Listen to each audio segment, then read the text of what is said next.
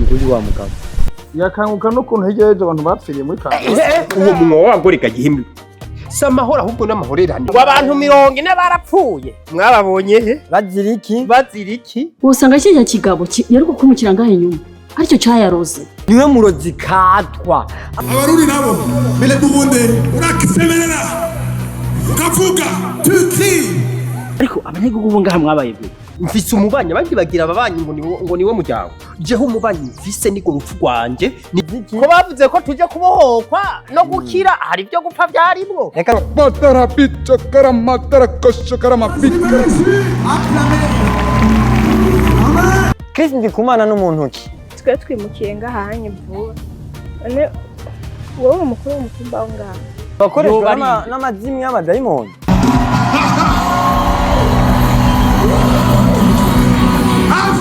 Nta kindi kintu cyoboda amabati byihuse ngo amabati agwingese atari umuntu.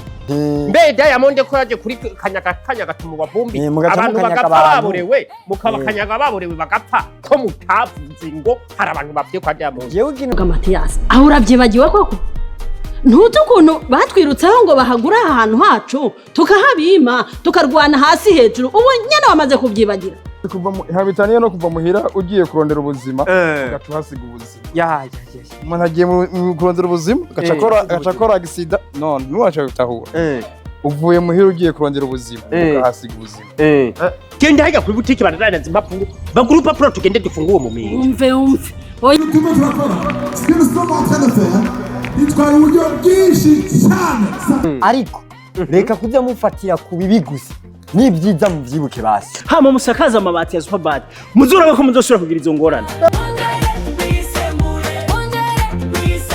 Mayeri na Marezo bose baranezerewe Oni waba ubishaka ko yamamara umwami Yesu ni yamamare waba ubishaka ko yamamara haleluya amamare ni yamamare ngo abantu 40 barapfuye mwababonye he baziriki bakoze iki ko bavuze ko tuje kubohokwa no gukira hari byo gupfa byarimwo reka tubanze tubaramutse twongera tuvuga ati ni kuri G4 Media TV ni Marezo ma connexion agasore kari akompanye agahugu kiteguye akamuka umusoso vraiment kari romantique bimwe byonyene wenyene tokwibaza. Thank you so much turi mu Akasamutwe tubibutsa yuko ibintu bimeze neza cyane ubu irijwi muri ko murabona niki gisura mubona ni Mayeri show ndababwira ko rero tugiye kuganira uyu munsi reka tubanze tubibutse abashonje murahaga tugiye kuganira ku kiganiro cya kanguka uyu munsi tugiye kuvugana ibintu bya kanguka none banzurike kuruwa banzurike kuntu tuganire kuri kanguka Nauya gashonje nautamba n'inzara munda oya mama oya ndimbo nikirundi zana abandi banyoye ariko jewe sinanyoye zana abandi bariye ariko jewe sinariye zana na gatoki zana na musteri amusteri niza bazungu zana haya basi turi kuri 030 tubaze tubibutse ko kuri 030 hari umuntu ntuhavuge mwene akabara atari karatwumva mwene akabara mwene akabara niyakwegera yaza dushatuvugaho turi mugabo nabaduhaye injya tuzoba twaziseze mu gukora publicité mu aka kandi twikuri etesi Kamenge ahari Chris Ndikumana aho bavuga ko hari yapfuye abantu 40 Chris Ndikumana n'umuntu ki bombocrat Chris Ndikumana mbega abantu bibaza ko bujya bubasha abukura bamwe bavuze bati yo bari umupasiteri yo bari umuprofete yo bari ntuze Joshua yo bakoreshwa n'amazimwe y'abadayimoni yo bakoreshwa na mpemu y'Imana cyane ibyo rero kuba ndiko ndabikubwira nuko tuzi bimwe mu banyagihugu bagiye baridoga Monsher Ndikumana ariko nubwo bidoze hariho navyishimiwe n'igihugu bagiye barashima erega je ndashima je ndi mu ruhande rw'abashima erega naje ndi mu ruhande rw'abashima oya weje mu ruhande rw'abadashima kugira guhinduka ididosi Ego kweri by'ubuwe pasitora kuvuma oya ntashobora kumvuma guys tugende neza nta muntu atoshima tugiye neza kuraba muri Mutwenzi Festival stade yari mwigice c'abantu ariko kwa Chris Ndikumana n'inyuma ya stade bari bakwiye kuja baramuhamagara mu kwiyamamaza ahubwo yarabishoboye icyambere cyo Chris burya novuga yuko ibintu akora azi ibyarimwe arazi ibyarimwo nimba Imana imukoresha ari nyakuri vraiment yararonse umuntu icamwe je narindindiriye yuko isura je nabonye umuntu bajyana imbere isura yarahindukiye iki kinganuku urakibona arayisengera isura iragororoka irazimeruka iramera neza noneho kuvuga umuntu yakize isura yari inganuka ikegerana muje kuvuga bapfuye kandi abapfuye barapfuye n'umunsi wabo iga n'uwapfuye gute ubu wosanga bajya bapasade no kuri Diamond yarapfuye Imana yaraje kavuga ati nkeneye muri mwebwe abantu baza kumfasha kurema mushe mubimuhora Chris mbe Diamond ko yaje kuri kanyaga tumu bapumbi abantu bagapfa baborewe mukabakanyaga baborewe bagapfa ko mutavuze ngo hari abantu bapfuye kwa Diamond jewe ikintu kije kumbwira suko Chris atoba afise ibintu atamakosa yo bakora canke nyine ibyo mwibaza bitoba ari byo sivyo dushatse kuvuga ariko reka kujya mufatira ku bibi gusa nibyiza muvyibuke basi none kashize ingani impulsa y'ikibi kiba kibaye bingane na 30% noneho nta kibi cyabaye ubupfuye yopfuye kuko gupfa umuntu abwirizwa gupfa no gukira umuntu abwirizwa kandi hari umuntu yipfira yarakeneye kuruhuka none nimburya yaje gusaba gasaba je nipfire mu bimuhoze rega baza gusaba Imana basaba byinshi hari umuntu yasaba yapfa hariho umuntu agenda karoge wowe uramaze kubisaba imve hataragiye oya reka gushigikira Kristo karenza rindira nkubwire wowe kubera utarapfisha wawe uze wiyumvire uri muri abandi bavuga ati wowe burogwa yobunya oya nobunya nyene umviriza nkubwire nejo bundi hariho umuntu agwariye mu bitaro yapfuye rubi uyu munsi hariho umutamakazi hari abantu benshi barushe umuntu nubwo yopfa yejejwe asa atakintu nakumwe natakosa nimwe yakoze twese tubibona agace yipfira ubonye ukabona akamanuka bukebuka akagwa hasi akipfira turababara turarira neshwe urya rero yapfuye barinze kumutambira ko igisirimba no iyumvire gupfa batamba igisirimba bugivye ni bya bose kandi urazi uko urupfuye wisangije ubupfiriye ahera h'Imana abamarika baza baterura turahojeje iyo miryango yose yabuze ababo reka duhoze imiryango yabuze abayo ababo hari akaririmbo dukunze kuririmba haleluya aheza n'ijuru tuzohurirayo bagenzi aheza n'ijuru kumana tuzohurirayo bagenzi bantu bimana ndibaza murabonye ko nihanagura amose ndababaye akigikongomani ko kujyana umuntu kumaziga baba muongoze abakongomani rero barafise systeme zabo yo hapimwe umukongomani ikiriyo ciwe kiba kirimwe ivyunguka yego cyo kimwe n'ikiriyo cy'umurundi ikiriyo cy'umurundi uzora umurundi mukurira ya ni bibi ni bibi wamarore gise yambu bibi kuniko basaba rore yambu imbere ya kamera turiko turakuvuga tuza hano urumva rero ikiriyo cy'abarundi n'icy'abakongomani n'ibintu bibiri bitandukanye ntibisa umurundi mukurira umupapa w'umurundi mukurira urumva umupapa w'umurundi mukurira yabuze nk'umugore cyane uzona mukurira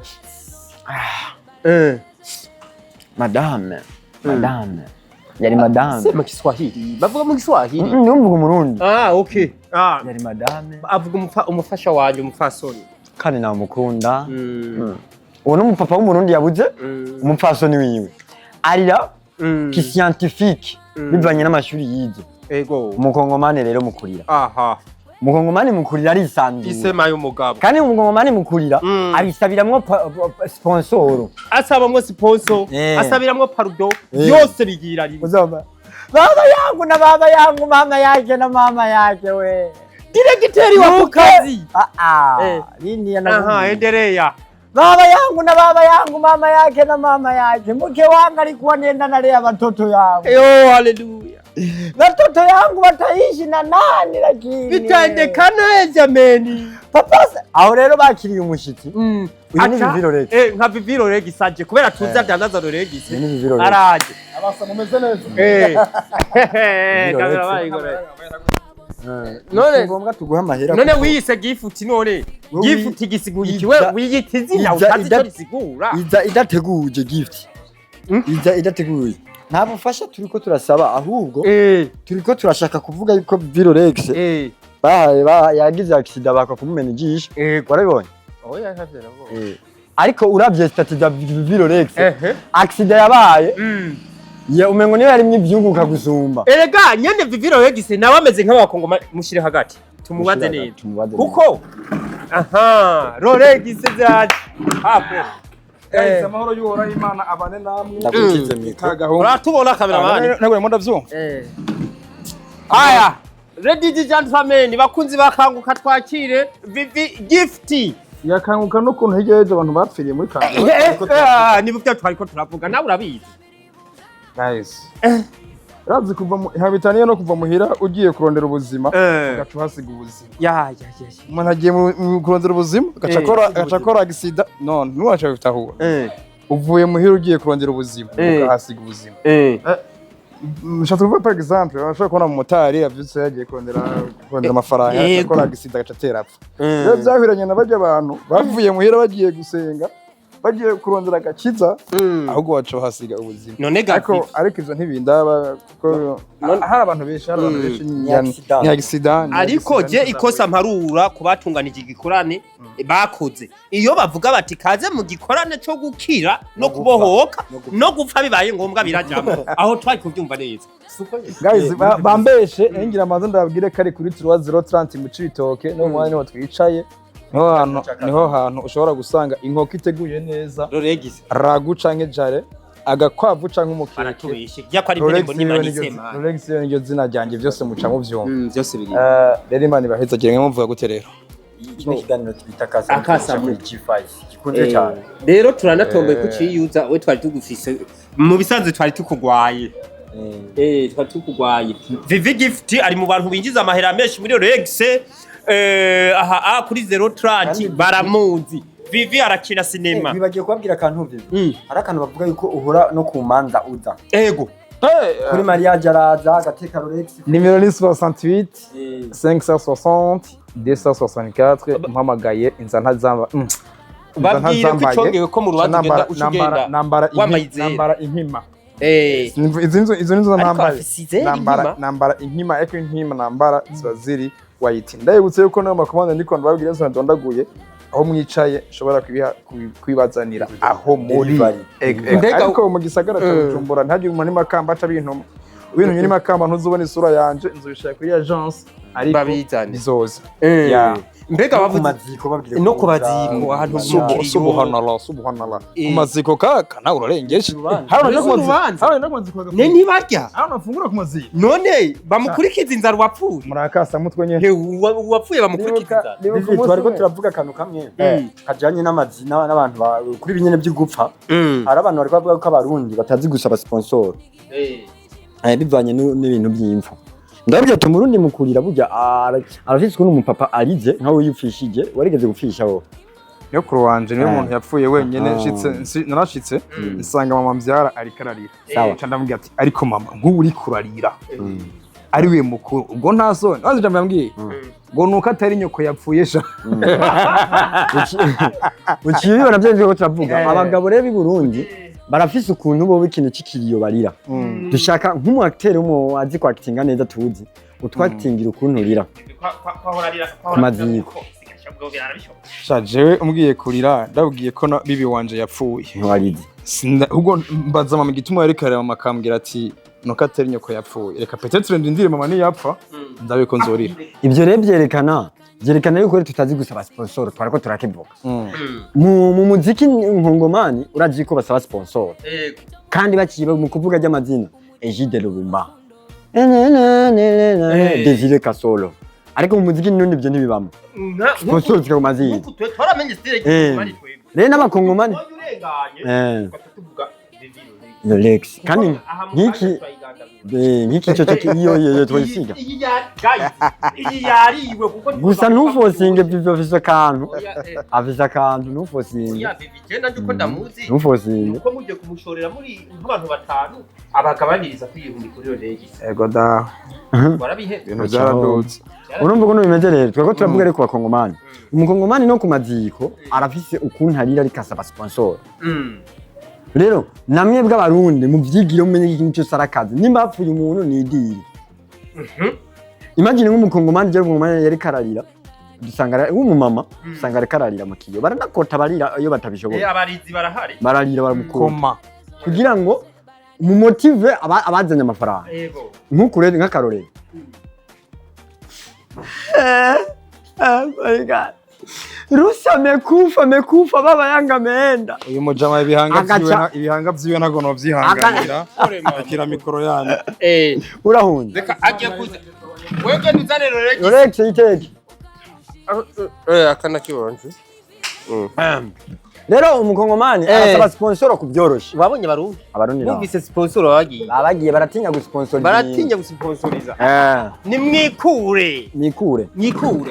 Ushatse kuvuga rero ngo haba kwa Ndikumana iyo babara abakongomani bugi igihugu cyose cyari gikize. Yo butwatuye aba boss ubu bose babamenye ko Kongo yahekutse. U Rwanda ruriko rutanga sponsor.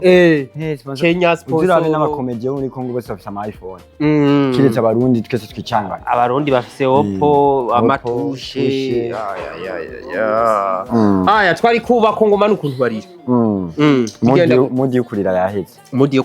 Ariko reka tugaruke aho twari twiki kibazo ego abantu barapfuye mwumvise n'uvuye ngaha aravuze ati hari abantu bapfuye guys ariko tugende neza nimba barapfuye ari umunsi wabo bishwe na Chris hari uwo bashize kwimbugita hari uwo bakubise ingumu hari uwo bakubise umugere yarapfuye kuko hari hageze mbegi yadapfira kwa Chris yaguma muhira yari gupfa hari akantu bahora bavuga ngo iyo ubonye hano hari abantu benshi irinde kujya aho hantu tukanka nimba hapfuye abantu 40 tuvugisha ukuri abo 40 bapfuye hari haje igihugu cyose abavuye hanze abavuye muri Afrika tuvuga ko uwo munsi mu Burundi ati abantu 40 bari gupfa barapfuye ahubwo hapfuye n'abaringa bajya abakongomani bari baje abazanzi nakubwiye akantu kavuga gati igihe cyose ubunyano hariko hari abantu benshi habe kare ego dashatse kwasiga amakara ariko hari abari bazanye amamatera baryana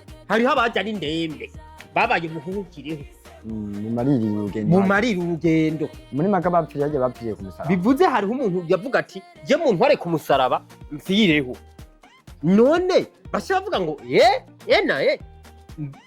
reka tubihoze tuje muri conseil rero z'ibyabaye tuje muri conseil z'ibyabaye twanarize ibiteramo byabaye ariko muri umwaka amaze ko ibiteramo bibiri icya satu bihaje ni satu binini Joshua mu kinama nica Chris Ndikumana ibiteramo bibiri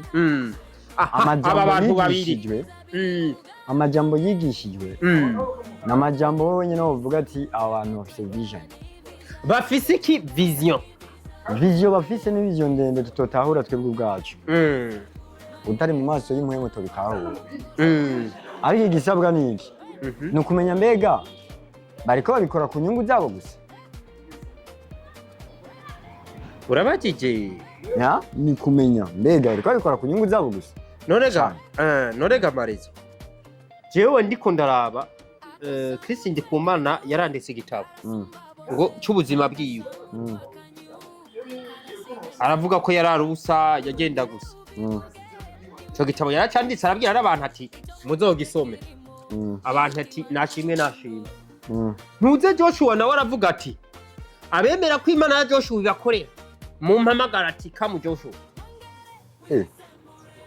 iryo jambo yararivuze yavuga ati abashaka gukira abashaka ko Imana ya Joshua ibakorera mumbwire aho abantu babiri batandukanye Chris yavuga ati Imana ndiho Joshua nawe yavuga ati Imana ya Joshua you can come you can call me yavuga guhamagara ni cyongereza mpamagara nganda kwereka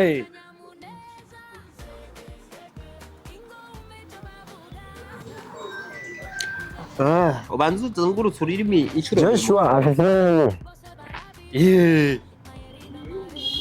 Chris nawe afite imana yiwe. Chris sivuze ko yavuze ngo imana ya Chris. Joshua yavuze ati imana ya Joshua. N'uyu munsi aravuga ati reka turekere abafana bazobyishyura. Abafana mwishure. Ntiyavuze ngo imana ya Joshua. Joshua abantu nabonye bagwa. Gusa abakristo barahemuka. Abakristo barahemuka gamara. Uzi gituma? Yego. Abakristo bari kwa Joshua baramuhemuka bigira kwa Chris. Imagine. Abari kwa Joshua mwenye kwa Chris. Nibo ba ahubwo sisa guhemuka gusa. Joshua arafise isengero giyiwe. Asengesherezamwe. Bivuze haja abakristo biwiwe nabakeyi bavuye mu yandi mashengero. Chris nta shengero afise yingiriramwo yateruranye bose. Nawe yaje mu Burundi avuga ati amashengero yose le catholique abamizima ntabari. Ntabari. Amizima bakeya nyene bakijijwe. Oya hari abamizima batari bo.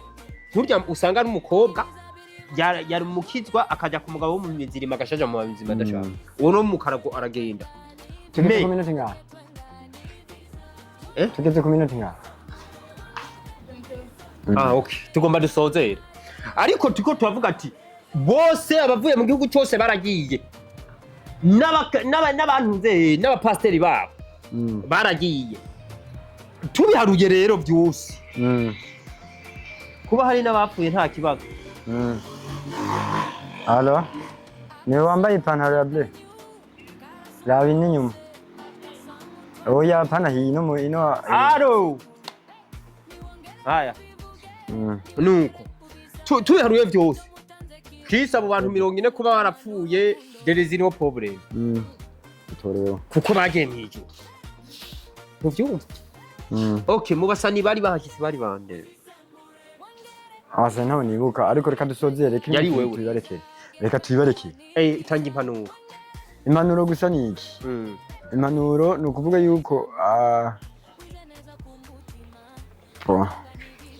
impanuro ni ukuvuga yuko umuntu wese yiyumvira ku bintu by'amadini. Yego. Nagenda agiye gusenga atagiye gusenga umukozi w'Imana. Agenda agiye gusenga atagiye gusenga umukozi w'Imana. Kuko ukagenda uvuga ngo rikorera Chris yaje. Burya najewe ndagusenga usanga wokira. Ukira kwizera gusa. Kurikira ijambo ry'Imana. Ntukurikire umukozi w'Imana. Ariko ntukurikire ngo umukozi w'Imana ngo niwe wizeye. Izere gusa icyo Imana ivuga kuri wewe. Kuko n'abapfuye hari gihe usanga bitavye Imana ya Chris. Rero utazokwihenda ngo uzere umwana w'umuntu. Arapfumwe. Mbe waruzi ko ari akandi kantu ko abanyamakuru ngo babirukanye. Oya. Nani yaragarutse ngo turamuhamagaye. Ntumbaze. Ntawe uguhamagaye genda. Aracyasara. Aha ni. Mbe none ujya nta muntu numva ngo yasenge. Ine. Aracyasara nasengera abantu. Asengera abantu bya. Aracyasara. None we nyene yarabivuze neza. None ko muhamagara abantu ngo baze mu basengere. None muri wa karede ntaho muzi. Ngaje kubasengera. Gende mu basange yo mu basengere batari bakiri. Abaganga babapfuye. Muracasara. Rero bo karinda bapfira. Gentlemen, reka tubashimire mwe mwafashe kajya mukadukurikirana. Na Akasamutwe. Congratulations kubi Congratulations kubabuza babo. Ntibagemiye. Ni congratulations. Nuni. Ni condoléances. Oya, condoléances kubabuza umuntu yapfuye aja mu muriro. Congratulations kubabuza umuntu aja mu ijuru kuko mubizi gute ko ararosuja Firi yaheza. Aho. Condoléances ari wewe. Tubashimire rero nk'ibisanzwe. Na Akasamutwe nkuko bisanzwe reka tubabwira ati wagwa. Cameraman ntazi no gustopinga. No kabibi no kugakata. Nakashobora. Bijya byose tuzokura. Aho niyo mbwa kutugaya. We tuzobikata. Mwihangane guys hari byo twakase.